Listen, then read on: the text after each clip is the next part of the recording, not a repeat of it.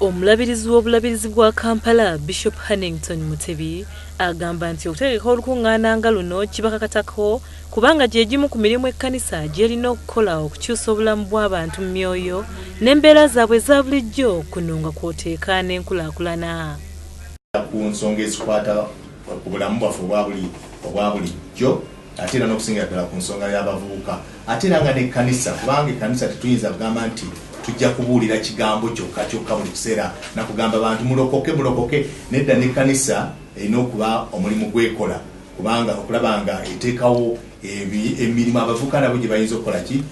Reverend Fred Komunda akulira okubuulira enjiri mu bulabirizi buno agamba nti abavubuka bano be basinga okusikirizibwa ebikolwa ebikyamu n'olwekyo ekyokuteeka omusomo nga guno kirungi eri ekkanisa.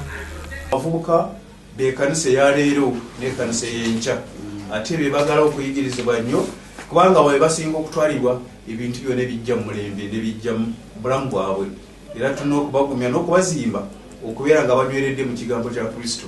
Kyetuvudde tubateeka kwesira ne tubateekako n'okuyigirizibwa okw'enjawulo okwabula eggulu okuva ku nnaku ezo 8 okutuuka ku nnaku 10 era n'okubeerako n'abantu abanaaba babayigiriza mu kuyigiriza okw'enjawulo kutuyita counseling. Bano basabye abantu bonna okwettanira olukungaana luno kubanga bagenda kusomesa obulabo obuli mu kukusa abantu abatwalibwa ebweru nga basuubiziddwa emirimu mingi ate olutuuka eyo ne babakozesa ebitasaana. Twogere ku human trafficking. Mukimanye ennaku zino abantu bonna bagulibwa bagenda ebweru. N'olwekyo omu ku bakulu yatusabye nti olukungaana nga luno tusobole kufunamu ayogera ku kintu ekyo abantu kubatunda ebweru ate batuuke eyo babonaabone bakomewo. N'olwekyo olaba twagala abavubuka tubawulirize tuwulire ebyabwe naye naffe tubayambe okulaba nti balina obulamu bwabwe okubeeza mulingo mu ngeri ennungi esobole basobozesa okuyita mu bulamu bw'ensi eno.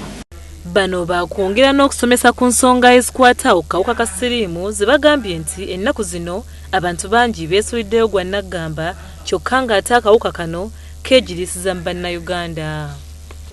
Okuyigiriza ku bigambo by'okwewala HIV and AIDS ebya siriimu bigenze bika.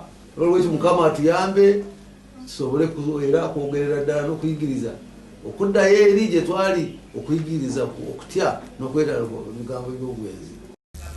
Olukungaana luno lugenda kubeera wali ku St. Stephen Kisugu Grounds okuva nga 8 okutuuka nga 11 omwezi ogw'omwenda era nga lwakwetabwamu ababuulirizi ab'enjawulo nga bakulembeddwamu Ssaabalabizi wa Uganda Archbishop Stanley Ntagali.